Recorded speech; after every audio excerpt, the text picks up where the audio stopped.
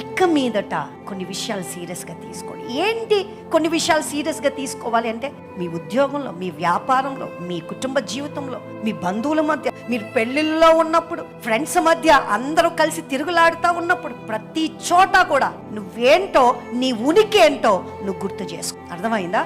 మర్చిపోకు, సీరియస్గా తీసుకో. షుగర్ పేషెంట్ కాఫీ కావాలా అంటే షుగర్ వేయద్దమ్మా ముందే చెప్పేస్తారు కదా.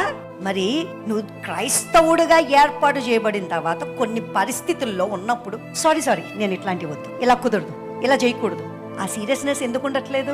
డాక్టర్ చెప్పిన మాటకే సీరియస్గా తీసుకుని నీ షుగర్ 200 300 పెరిగిపోద్దేమోనన్న భయంతో అంతగా నువ్వు అని చెప్పేస్తున్నావే. మరి దేవుడు జాగ్రత్తగా ఉండు అంటున్నాడండి. అంటే ఏం మాట్లాడుతున్నావు, ఎలా ఉంటున్నావు, ఎలా ఉద్యోగం చేస్తున్నావు, కుటుంబంలో బాధ్యతలు ఎలా నెరవేరుస్తున్నావు, ఇంకెంత సీరియస్గా తీసుకోవాలి? గడిచిన కాలం ఎలా ఉన్నాం వదిలేయండి. ఇక మీదట